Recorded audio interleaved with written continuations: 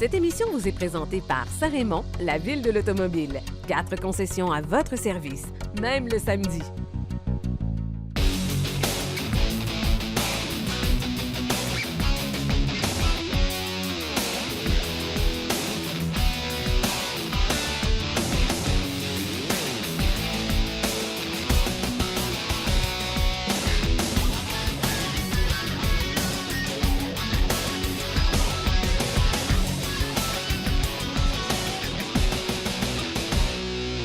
Bienvenue à Virage. Aujourd'hui à l'émission, nous allons vous parler du Ford Expedition des Toyota TRD Pro. On va s'entretenir avec M. Mario Vaillancourt de la Société de l'assurance auto du Québec ainsi que Charles Drouin du Salon de l'Auto de Québec. Surtout, on va parler de la soirée bénéfices. Vous pouvez nous poser vos questions 670-9078, poste 230 ou encore virage@telmac.tv ou via notre Facebook. C'est les façons de nous rejoindre. Nous allons répondre à vos questions vers la fin de l'émission. Marc Bouchard, salut! Salut mon cher! Comment ça va? Ça va très bien. Bon, content que tu sois là. Oui. On a plusieurs sujets à l'émission aujourd'hui. On ne parlera pas de tes nouvelles, mais ça va être un bloc fort intéressant un petit peu plus tard et je pense un petit peu animé. C'est possible parce qu'on n'est pas toujours d'accord sur les choses qui se produisent dans l'industrie. Effectivement, ça va être intéressant. Mais avant, tu es arrivé avec, on dirait, le modèle d'entrée de gamme, le plus petit des véhicules sport utilitaire chez Ford, le Ford Expedition. Écoute, c'est gros, c'est énorme, mais c'est tellement agréable. Sincèrement, c'est à se demander, en fait, pourquoi on paierait pour un Lincoln Navigator. Honnêtement, bon, oui, tu vas me dire, j'ai la version haut de gamme. Puis oui, c'est vrai que c'est gros, là. OK, on s'entend pour dire que je me suis développé davantage horizontalement que verticalement. Fait que j'apprécie le marchepied électrique qui vient avec pour être capable de monter à bord. Parce que oui, les dimensions sont imposantes. Quand tu te promènes en ville avec ça, trouver un stationnement, c'est un emploi à temps plein. Mais pour le reste, pour la route, écoute, j'ai eu l'occasion de faire de l'autoroute de la ville au moment où il y avait une chute de neige, c'était glissant, tu as un rouage intégral avec différents modes que tu peux facilement adapter. Bien sûr, écoute, cette grosseur-là, à ce poids-là, mettons que ça résiste assez bien aux poussées latérales du vent aussi. Donc, dans l'ensemble, c'est vraiment un véhicule qui se comporte très agréablement, mais qui est gigantesque, c'est clair. C'est gros. Mais qu'est-ce que j'apprécie? D'abord, il faut dire que c'est une nouvelle génération. Il faut dire qu'il a été refait de A à Z. Donc, le squelette, la plateforme, qui est plutôt un châssis dans ce cas-ci, a été refait et on a traversé sur celui du nouveau F-150. Carrosserie 100% aluminium. Donc, petite queue. Oui, c'est gros, mais petite queue d'amincissement, par exemple, est un peu plus léger qu'il l'était. On a sauvé des kilos à gauche et à droite. Ça, c'est une autre belle affaire. Et surtout, on a amélioré l'intérieur. On a amélioré l'intérieur. On va revenir, si tu veux, sur l'allègement. On a effectivement allégé tout ça, mais quand on a refait justement le châssis, on s'est assuré d'avoir des méthodes d'assemblage qui l'ont rendu très rigide, plus rigide qu'avant, même s'il est plus léger. C'est important quand on a un véhicule de cette taille-là parce que, évidemment, on aurait tendance à sentir un peu le châssis tordre quand on pousse de façon un peu plus dynamique. Pas du tout, il est extrêmement stable. Tu l'as dit, on a aussi amélioré l'intérieur. Écoute, c'est sûr, je l'ai dit, on a la version haut de gamme, on a la version la plus équipée avec le système DVD dans l'appui-tête et tout, mais c'est le tableau de bord qui, moi, m'impressionne le plus. La façon dont il est bien pensé, dont il est bien fait, l'écran d'affichage qui est facile d'utilisation, ce qui n'est pas quelque chose qu'on pouvait dire il y a quelques années encore chez Ford, très souvent. Donc, vraiment, dans l'ensemble, c'est bien fait. Et il y a une qualité d'assemblage aussi qui fait que les sièges sont confortables, mais puis tu n'as pas l'impression qu'il y a des joints déficients nulle part. Honnêtement, j'ai été très, très impressionné de ce véhicule-là. Beau véhicule, belle finition. Oui, tu allais dire? Un peu impressionné du prix aussi, par exemple.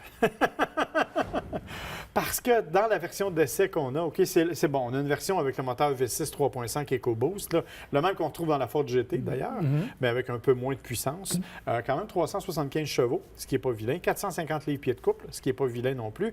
Mais c'est 97 000 $ équipé comme il est là. Si on se pose un peu la question à savoir pourquoi on n'en vend pas beaucoup, ça rentre dans l'équation. Effectivement. Ce véhicule-là est un des véhicules les plus populaires dans le véhicule d'occasion. Il est plus populaire que dans le véhicule neuf.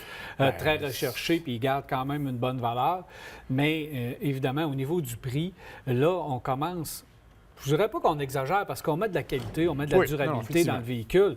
Sauf que c'est pas pour toutes les bourses, il faut s'entendre non, là-dessus. Embarque que c'est pas pour tous les usages non plus. Tu sais, c'est 8 passagers, il faut que tu aies besoin de cet espace-là parce que même avec 8 passagers, tu as un espace de chargement pour les valises en arrière. Tu sais, souvent, là, les véhicules 7 passagers, quand tu ouvres la troisième banquette, il te reste ça de large, là, comme une mini-fourgonnette. Dans ce cas-là, c'est pas ça. Tu as vraiment de l'espace. C'est vraiment fait pour ça. Et tout est vraiment pensé pour un usage facile. L'accès à la troisième rangée, c'est pas compliqué du tout. Ça se fait très bien. Tu as quand même un espace raisonnable à l'arrière. Écoute, je me suis assis dans la troisième rangée, là, puis je n'étais pas nécessairement inconfortable. Donc, tu as vraiment un ensemble de tout ce qui a été pensé dans le véhicule a été bien pensé, a été bien fait pour répondre à la demande. Il faut dire que, oui, 97 000, mais le modèle de base d'entrée de gamme commence à beaucoup moins que ça. Oui, il est à 60 000 ou à peu près. Là. Ou à peu près.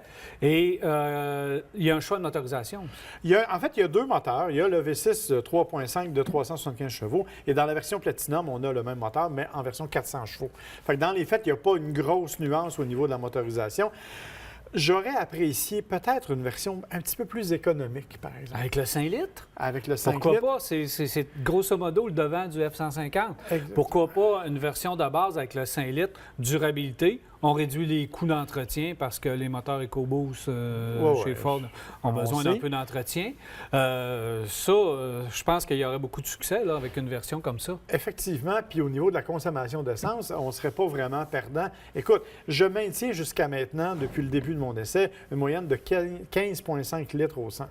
Et j'ai fait beaucoup d'autoroutes. Donc, ça veut dire que, OK, on va dire qu'il fait plus froid, puis l'usage a été plus important au niveau, entre autres, du rouage intégral, parce que tu peux le mettre en mode 2 roues motrices. Hein. Tu vas donc économiser davantage, bien sûr, parce que tu n'as pas toute cette traction-là. Tu peux le mettre facilement, tout simplement en appuyant sur un bouton, en fait. C'est pas une molette. La molette te permet de sélectionner les modes, là, neige, sable ou asphalte, et les boutons te permettent de sélectionner, justement, le rouage 2 ou 4 roues motrices ou 4 roues motrices automatiques. Si on parle de la concurrence maintenant.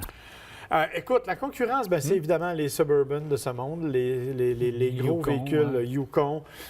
Évidemment, dans ce créneau-là, là, on parle des versions Denali en plus. Fait qu'on est à peu près dans le même prix d'achat. Le Toyota Sequoia qui existe toujours. Oui, puis le Nissan Armada qu'on voit quand on est très, très chanceux puis qu'on s'achète un billet de loterie.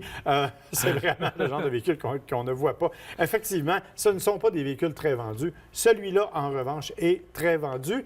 Et étonnamment, oui et non, je parlais du Navigator en début de chronique. C'est sensiblement là, un véhicule qui est similaire, qui est plus luxueux chez Navigator, et c'est le plus vendu de tous les Lincoln.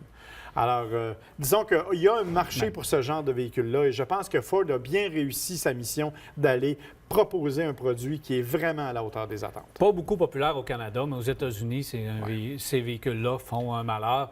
Et les flottes de véhicules, les transports de personnes, on utilise et on achète beaucoup de ces véhicules-là dans ce qu'on appelle les limousines. Exactement. Mais c'est honnêtement, moi j'aime ça, les affaires un peu plus imposantes, là.